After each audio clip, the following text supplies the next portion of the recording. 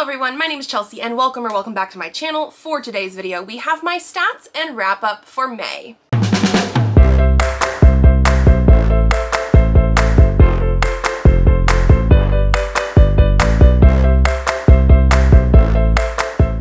So we are now in June and it is time to do the wrap up.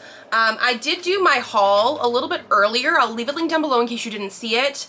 So I did do things a little bit out of order, but it was mostly just so I could talk about if I succeeded in reading books that I bought this year, because that was my goal for May. You will also see that here in the wrap up. But I did read 16 books in the month of May, which is one of my better months. Like, we had a couple sort of low months around February, March, a really good month last month because I read a lot of manga. So we're back sort of on track. I had 17 books in January, 16 again this month. I think that's sort of my goal, is that's my average right now, is to read books and comics and manga, and probably around 15, 16 would be amazing. So I'm very, very happy with that fact. The page number is actually about the same as January as well. It's 3,792, whereas January was 3,617. So again, my main goal for pages is at least 2,000, which I have almost hit every single month. But getting over 3,000 is also really, really good. Will not happen all the time, but if it did, I'd be very happy with that. Moving into my hours listened per month, so with the audiobooks that I did, this is the highest month that I had. I actually only listened to 2 books on audio, and I listen at least 2 times speed. One of the books I actually got up to 2.25, which I was very impressed with. I know some people are able to do way more than that, but it was a 22, something like that, hour audiobook that I was able to cut down into half the amount of time. So while I only listened to 2 audiobooks in the month of May, it was quite a bit of hours even. So I did 13.5 hours, whereas before I've been averaging a little bit under 10.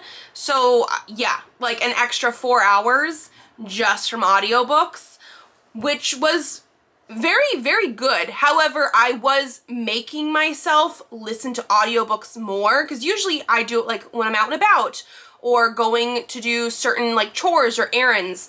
I will put that on. But because I had to listen to a 21-hour audiobook and my hold was expiring soon, I was forcing myself to do that instead of reading physically or watching something else. So I don't think I'm gonna hit that number every single month, because that is a little bit much for me. Okay, and then we're gonna go into the month specific stats. We're gonna break down everything. For the reading method, 12 of them were physical books, 2 were ebooks, and 2 were audiobooks. For the genre that I had, 5 were romance, 4 were fantasy, 3 were sci-fi, 2 were mystery, 1 was a contemporary, and 1 was paranormal. As for the format, 8 of them were novels, 5 were manga, 2 were graphic novels, and 1 was a short story collection. For if it was indie or traditional, 10 of them were traditionally published, where 6 of them were indie published, which I think is one of my biggest ratios of indie versus traditional. At 35% indie, I do feel in general, it's almost closer to a quarter, 20, 25. So that is pretty darn good. How I got them. Okay, so this is where I was really trying to focus. 9 of them are books that I did buy this year. 5 were from the library and 2 were ARCs. So I was trying not to read things that I didn't buy this year. And yes, like I said, some of them were still from the library, and I was still trying to read my ARCs as well, which is obviously a good thing. But besides that, I did read over half of the books that I read in May were ones that I bought this year. But I was pretty happy with that fact. Going into the age category, 6 were adult books, 4 were new adult books, 3 were young adult books, 2 were middle grade, and 1 I did classify as children's, because it was more of a chapter book than an actual middle grade. But I do think the humor and stuff in it, we'll talk about it obviously, would work for middle grade audiences or adults as well. And then we also have been tracking the publication year for the books that I've been reading. This is not something that we do all the time, and one thing that I did find interesting is 4 of them were published in 2025, 2 of those obviously would be ARCs, and then 2 would probably be books that I bought this year. 3 were from 2023, and then 9 of them are backlists. So even though I read 9 books that I bought this year, only 2 of those are probably the 2025 releases. A lot of them are probably the backlist releases or the 2023 releases. So even though I'm buying things this year, not everything that I'm buying is new releases that I then need to read. It obviously runs the gamut. So that was very interesting to me. And another thing that we are tracking this year is where the author is from, because I am just curious. I've never tracked this before. I was able to get a like map stat thing from a different spreadsheet from Allie, and I did pay for like her version of the spreadsheets, and then I took the things that I wanted to use and put them into the thing that I was already using, which is a Cawpile spreadsheet that I have tweaked like 3 or 4 years ago from G from Book Roast. So like I take other people's ideas and then add things in. Like I have multiple charts in here that I've added myself, but I thought this author country thing was very unique and very interesting. And I only track authors once. So the stats per month can be slightly off. I'm mostly tracking for the entire year. But for the ones that I have in here, I only track each author once. 7 of them were from the United States. 1 was from Indonesia, 2 were from Japan, and 1 was from Canada. So again, I'm loving the idea of having all these authors and books from different places. And this is not something that like I double check when I buy books or when I want to read books. So I do have the most for the whole year, obviously, from the United States. And I think it's because publishing is super, super big from the United States. But I'm loving the fact that we are getting authors and books from other countries. And this is the first year I'm tracking it. So we'll see how the map looks at the end of the year. And then I think the only other thing is my star rating. So my star rating was not too crazy, actually. My average rating is 4 stars, which I think is pretty good. It is definitely higher than my average rating for the whole year so far. I did have 2 3-star reads, which is the lowest rating that I have this month. So like, ultimately not bad. Those are books that are just sort of like mediocre for me. There's nothing like overly wrong with it. So like, I'm not mad at that.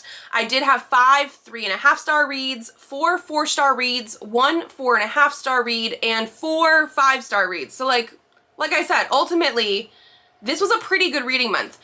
Would I want more things to be 4, 4.5, 5 stars versus 3 and 3.5? Yes, obviously, but I'm not mad at those. And like, there are going to be people that my 3-star reads are going to be their 5-star reads. There's nothing necessarily horrible with a 3-star read. They just maybe didn't quite hit the way I wanted them to. So like, I don't have anything to be mad at, which is great. Okay, and so now we are going to go through all of my reads, starting with those 3 stars and then moving up to my favorite book of the month. So my first 3-star read was a graphic novel called Free Piano, Not Haunted by Whitney Gardner. This is an arc that is coming out in June, so I was a little bit early with this. I already wrote up my review on Goodreads and stuff, so you might have seen it. The art style is very, like, pop, very graphic, very colorful. The actual art style is not 100% my favorite, but I think the reason I gave it a 3-star is just that I was wanting more from it. It is a middle grade graphic novel based on the publisher. I think it's like Simon & Schuster, one of their imprints for kids. But I was expecting just a little bit more. This follows a girl who plays the ukulele, wants to play the piano because her dad plays the piano, and her parents are divorced, and so she's very much like trying to figure out who she wants to be. But the main thing is she wants to be famous. She wants to be known. And I think that was a lot to deal with, her parents being divorced and things like that. But like, we never really got into like the actual more depth into the story. There is a ghost haunting this keyboard that she finds. So Free Piano, Not Haunted, it is haunted. But I was just sort of actually wanting more from the point of the story and from the characters interacting with each other. It was just something that like, we could have gone a little bit further with the messaging and everything that happens, and it just didn't. And so because of that, I'm giving it a 3-star because I do think it's cute.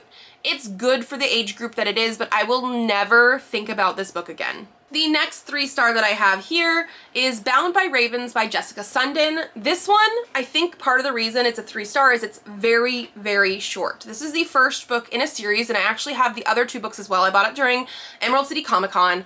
I was very, very intrigued by this. We have this sort of like world where our main characters are part of these like thieving guilds, where there are fae and there are ravens that like sort of like are in charge of the guild, like not like actual ravens, but like they're related to ravens, and the ravens are the things that like watch you to see if you're doing what you're supposed to be doing. And our 2 main characters are supposed to steal this ring, and they're in opposite guilds, and stuff happens to where they are now bound to each other, where they can't go further than 15 feet apart, and they're trying to like break this curse. It's a very, very interesting premise. Like, I loved the idea of this. There are some really good moments in here, things that, again, I was wishing for a little bit more. And I think that's the reason I gave this a 3-star, is it has a great premise. I love the idea of a lot of this, but because this is only 250 pages, basically, I didn't get enough development. Like, we would get into a certain scene with these characters, and it would just, like, be the bare bones of the scene, whereas like I wanted a little bit more angst or a little bit more character interaction.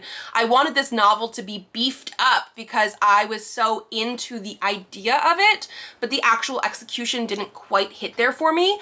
I definitely want to try the next book in the series, because the next book looks at least 2 to 3 times thicker than this one, which tells me that maybe I'm gonna get exactly what I wanted. A very, very good idea and premise with that extra character work and scenes that I want, because I really liked the idea of this one. Okay, we're gonna be moving into my 3.5 stars. The first 3 that I have here are A Sign of Affection, volumes 1, 2, and 3 by Sue Morishita. I actually did this as a vlog, so I'll leave a link down below in case you guys didn't see it.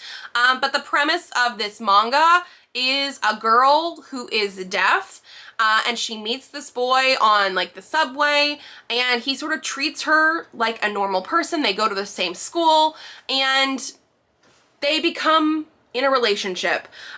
This is one of those ones that some people absolutely love, some people have issues with. I kept trying to compare it to I Hear the Sunspot, which has a main character who is hard of hearing, and then it has extra side characters who are also hard of hearing or deaf, and their family and friends who love them, and how their disabilities work in the real world with their relationships and all this other kind of stuff. She is the only character that we come across who is deaf. She will sign, but only like one other person knows the signs. Her family doesn't even sign. They won't talk to her that way. She has to read their lips or write on paper or like text. And so, yes, while the guy that she meets and sort of have a relationship with is learning to sign for her, some of the way that she's treated as a character was just like not my thing. I think they are in college here, so she is old enough to do stuff. However, she was very sheltered and feels very young and naive. There was a couple times the guys talk about her in a way that feels babying. Like, they're like, oh, she is deaf, so she's never heard people talk mean about her. She's never been tainted by the words that society has said, so she's pure. And like, it was just, at that point I was done. I really did wish for more than just her and her alone being deaf and being so isolated, and the way that they were talking about her. So there were things that I liked. It was okay. I gave it a 3.5. Like, they were fine. There were things that I had issues with that I was nitpicking because I was comparing it, but I don't think it's gonna get better for me. So I'm done with this series, and you're okay if you love this series. Like, I'm not going to be judging people that do love it. I just had issues with it. My next 3.5 that I had here was another arc, which was Salty, Spiced, and a Little Bit Nice by Cynthia Tamati. This is a romance where our main female character has type 1 diabetes, and she is trying to start a bakery that is like low sugar sort of stuff because of her diabetes. I really actually liked the diabetic rep in here. There was one time where she was changing her pump site and like the reader, and the author mentioned that the needle for the thing that she put on, she had to take it out of her skin and then put a new one in with a new needle, the needle does not stay in your skin. It is the same thing as an IV. The needle helps you put the thing in, and then the needle comes out and a little plastic catheter tube thing stays in. It is light plastic, it is very bendable. It is not the needle that stays in your skin the whole time. So that did bug me. But besides that, I really liked the representation of the diabetes in here and how it's with her life, and her family is one of those sort of like overbearing Asian families, and she's really trying to strike out on her own. Like, I really did like those sort of aspects. I will say the reason I gave it a 3.5 is not just because of that diabetic needle thing. The romance, I wanted more from it. There was just like some weird secrets that happened between the characters that I thought took too long, didn't need to happen. Like, we didn't have enough actual romance in this. Like, I was really hoping for more. And then another thing that happened that I had an issue with is we do have a couple like girlfriends for this main character. Like, she moves to this place, wants to start her bakery, has these couple friends pop up, and now they're her friends, and they go out and they eat. Fine, great, whatever. But the only thing that they ever talk about is like the guy that she's wanting to have a relationship with. So like, all they were there for was to be like, you are amazing, and if he can't figure that out, then you should leave him, or like, he's just doing this. Like, they were only there for relationship advice. We never got to see them bond over anything other than a guy. And so like, it bugged me to no end that they never actually had a friendship outside of the supposed romance. I love romances that have friends, but they need to be friends that you have for a reason, not just because they're giving you advice about a relationship. And then my other 3.5 star is the Ragpicker King by Cassandra Clare. So this is the one that I listened to on audio because I'm sure if you guys have been watching this channel for any time recently, you'll know a couple months ago, I read Swordcatcher. I started reading Swordcatcher with my eyes, got about halfway through and was just like really bored, because this is a very like high fantasy, epic fantasy. There's lots of world building and creation of this world, and like, let's talk about all that kind of stuff. And it was too much for me, too long. Very different writing style than her young adult Shadowhunter books and things like that. So I listened to the audio. I gave the first book 3 stars. I did give this 3.5. I listened to it on audio. This is the one that I was always listening to because it's like a 21-hour audiobook. It's very thick. I will say I liked it more than Swordcatcher. I do think more things happened in this than Swordcatcher. I still wanted more from the characters and the relationships, and like, we have a little bit of romance, but again, at the same time, for some reason, we're not seeing the development of the romance as much as like in the Shadowhunters books. We're just sort of at that point where like, all of a sudden, like, these characters have feelings for each other, but like, we didn't really get to see the stuff. It is adult fantasy, so we do have some more like sexy times in here. I was still just wanting a little bit more. I think this is officially a series where I'm not going to be buying physical versions of them unless something amazing happens down the road. I will probably still listen to the audiobooks, get them from my library, which is what I have been doing.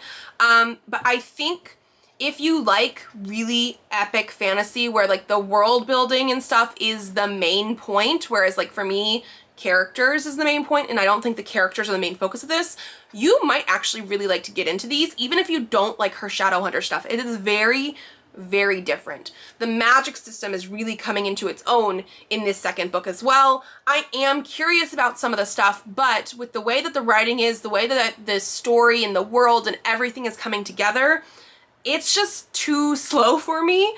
So 3.5. Like, I do think it was better than the first book, which I had been told originally as well. I'm curious about some of the stuff, but I don't think I want to own it. Okay, moving into my 4 stars. The first one I have here is Between Two Seas by Cerise Rennie Murphy. This is a short story collection. It had 4 short stories in here. It is very short. Like, this was like a one sitting sort of book. I liked a lot of this. 2 of the stories I thought were really good. 2 of them were a little bit more mediocre for me, which is why this is a 4 star. But we did have stories relating to different fantasy things and related to racism and stuff in the Deep South in the past. And so like, they can be a little bit dark. But I thought there was a very good variety in here. Like, I'm excited to try more from this author. but they are very, very short.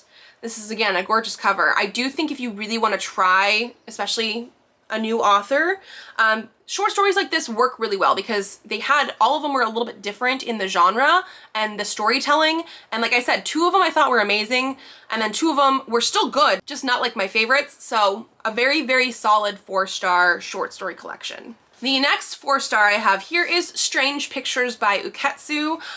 When I first started this, I thought it might be a little bit higher. However, I will say that we have some very questionable mental illness sort of potential representation in here as part of the plot, and because of that, I was side-eyeing it a little bit. However, the actual like premise of this, where we have different stories that all have these like strange pictures in them, and throughout it, we are also trying to figure out, as well as the characters that are in here, what exactly is going on with those, and like they do have these points to them. I liked that. I will say some of these stories, more than others, get a little bit, I don't know, very detailed, and I don't want to say convoluted exactly, but like the way that they went from like point A to point B in some of the stories made sense to me. In a couple of the other ones, the way that they went from point A to point B was very like, if I turn the picture this way and look at it backwards and shine a light, like it was just like, it felt a little bit too like, is a real person really going to be looking at it like that to figure things out? I don't know. I liked the thought process, but some of them were a little bit specific, and I was like, okay. So overall, I love the idea of this. The stories do come together as like one big thing as well, which I absolutely love. I love when you get like different sort of stories, but it's actually one big picture. Love that. And I liked the idea of having these strange pictures be like the catalyst for each one. But like I said, my biggest issue to make it a 4-star was that like mental illness type of thing maybe in here. Do we need that? No, I think you could have figured something else out, but yeah. My next 4-star was Not Your Sidekick by C.B. Lee. This is a young adult superhero type of story where our main character is from a family of superheroes. Her friends and stuff don't know this because like the superheroes actually have secret identities and like that is who they are in real life. But out of her family, she doesn't have any powers. Like her older sister does. Her younger brother doesn't seem to, but he's like a genius, and so he's off doing his own thing as well. And so we're really coming into this with her trying to figure out who she wants to be as herself in this like superhero family. I think she's like in her senior year of high school, and so she's starting this internship somewhere else. She's also, I think, bi, and so she has a crush on this girl, and like really I liked the coming of age story of this with those extra superhero elements. I'm someone who is now 35, and I used to love YA a ton, and I still do, but I've found myself not liking the ones that are set in high school. And so even though she is a high schooler, we're not like in high school doing the high school classes and stuff. We're dealing with the superhero stuff along with the finding of the identity. And so I really did enjoy that. I liked the fact that we have her friends, and her friends come from a variety of backgrounds and identities as well. This is the first in a trilogy, I'm pretty sure it is, where each book is following a different character, but this does have plot that we get the overarching plot done, but there's obviously more that still continues. So I'm sure we're going to continue that in the next book. I'm very excited. I actually do want to pick up probably the whole rest of the series, but at least the next one. And then the next one that I have here for 4 stars is A Body in 3B by Erin Scott. This one feels very, very much like Only Murders in the Building. Basically, we have our main character who lives in this building where it's like one of those things where all these people live here, they all go to like building meetings and they know each other and all this kind of stuff, and there ends up being a murder that happens, and she sort of stumbles onto it with one of her friends that lives there that she has a crush on, and she needs to help sort of figure out what's going on. I did like the added nature that she can see ghosts. So she has this like ghost best friend who she's known like her entire life.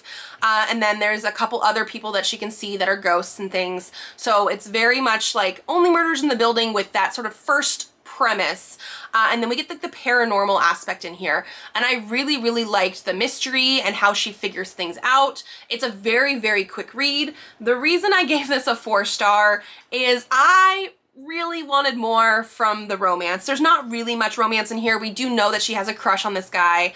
I do think we're gonna get that a little bit more in later books in the series. It's very much cozy mystery, so like go into that with that first. I just was hoping for like a little bit more with some of the stuff because it is such a quick read, but it was very cute. I love the writing style. I am very excited to continue in this series because I did enjoy this one so much. I just wanted a little bit more that I'm hoping to get as we continue the series. More friendship stuff, more other people in her building stuff. I think that would be amazing. So yeah, very, very solid 4 stars. Really, really liked this one. Okay, moving into my 4.5 stars, I have Insomniacs After School Volume 9 by Makoto Ojiro. I have been reading this entire series starting in like, what, September of last year when I did one of the 30 and 30 manga challenges. And obviously I've just been continuing with the books that come out in English, and I've really been enjoying it. A lot of these ones I give 5 out of 5 stars. We follow 2 kids who are in high school and they are insomniacs, both for different reasons, but we really get friendship aspects and we're getting a little bit of like a romantic relationship potentially, but I think it's a really, really good series. The lowest I've given any of these books is actually a 4.5. It's this one and one of the other ones, and the volumes that I've given 4.5 versus 5 stars have mostly been the ones that just sort of feel like middle books. Like it feels like it's very sort of like day-to-day life. We don't really have a lot of stuff pushing the narrative forward, even though I really love the characters and I love their friendships. They're just the books that feel a little bit in the middle. So while I still did really enjoy this one, I didn't love it as much as some of the other ones in the series because it just sort of felt like a middle book. And then finally, we're going into my 5 stars. Like I said, I did have 4 of these. The first one is Saga Volume 12 by Brian K. Vaughan and Fiona Staples. This is a continuation of Saga. Obviously, we're in Volume 12 territory now. This is like a Romeo and Juliet in space. We have 2 different warring nations, one's with horns, one's with wings, and our main characters in this come together and have a baby, and now they're trying to flee in that first book, and so much stuff has happened since then, but I really, really can't get into it. It is very mature. It definitely talks a lot about war and people that are impacted by war, as well as other things, and it's can be very, very dark. There are tons of things that happen in this series that like just tug at your heartstrings, but I love it so, so much. I need to know what happens next every single time. It is just a very much beloved series, and yeah, I loved it. My next 5 star was Snow White with the Red Hair, Volume 3 by Sarada Akiduki. I read the first 2 books at the end of April. I read this one like May 1st. This is a sort of slow burn fantasy where our main character has really, really red hair, and so in the first book she's trying to escape a betrothal to like the prince of her kingdom by going into a different kingdom and meets these people there, and one of them just happens to be like the second prince of this new kingdom, and they become friends, and there's like a very good slow burn romance sort of thing going on. It is very much like pining, hit you in the heart. Like this is like, it's the perfect series for me. Like I love the characters, I love the friendships, I love the relationships, I love the whole world building of everything, and everything just has that little bit of like angst. I love it. So yeah, I read Volume 3 in May, and I definitely need to continue. Yeah. My next 5 star was that children's chapter book I was telling you about. It is The Story of Gumluck the Wizard by Adam Rex. The reason I picked this up was because of Adam Rex. Adam Rex wrote one of my favorite children's book, which is called On Account of the Gum, and it's very like tongue-in-cheek, weird, silly sort of stuff. And so this is about Gumluck the Wizard. It is told from the perspective of the raven. Gumluck keeps knocking down this raven's nest, and this raven gets very frustrated with him. There's this like ghost that comes to haunt Gumluck's hair. It is adorable. I absolutely love this one. We do have like different illustrations throughout in Adam Rex's art style. Like I just absolutely love this one. Like I knew I was going to like it, and then by the time I finished this, because I read it by myself, I bought this to potentially read to Presley, like read a chapter or 2 every night. He's not quite into that right now. He's really into like non-fiction children's books where he can like learn about pandas and things like that, which is fine. So I read this by myself. I absolutely loved it. Like, it definitely got me. There are more in this series. Like, the second one is the story of Gumluck and the Dragon's Eggs. I need to pick it up. And then I think the third one, the story of Gumluck and the Heroes, comes out soon. I don't think that one's out quite yet. But like, literally, children's chapter book.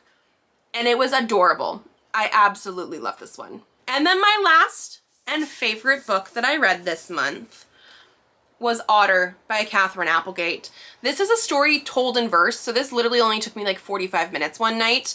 And I'm calling this a contemporary because it is from the otter's perspective, but it is set in our real world. They talk about Monterey Bay, and they talk about like the aquatic center there that helps animals, and like there are specific reasons that some of these animals go there, and it can be very heart-wrenching. Like, I absolutely loved and was invested in all of the characters here. It is based on some real world otters and things like that. The author has a note in the back that talks about, I think, 2 different otters that came together to sort of make Otter as a character. Yeah, no, I absolutely loved it. Otters are my favorite animals, like, of all time. They're basically just like little sea kitties. And I love this one so much. I am so glad that I picked this up. I did get this at a library sale for only a few dollars, and it's a hardcover, and it, like I said, it did go by super quickly because of the fact that it was a story told in verse, and then there are illustrations in here too. Like, you get super cute otter illustrations as well. It's my favorite book of the month.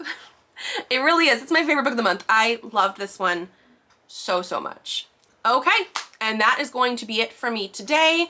If you guys like this video, give it a thumbs up to let me know. Subscribe to this channel if you'd like to see more videos. I do have videos coming out Tuesdays, Thursdays, and Saturdays, so I will see you then. Bye.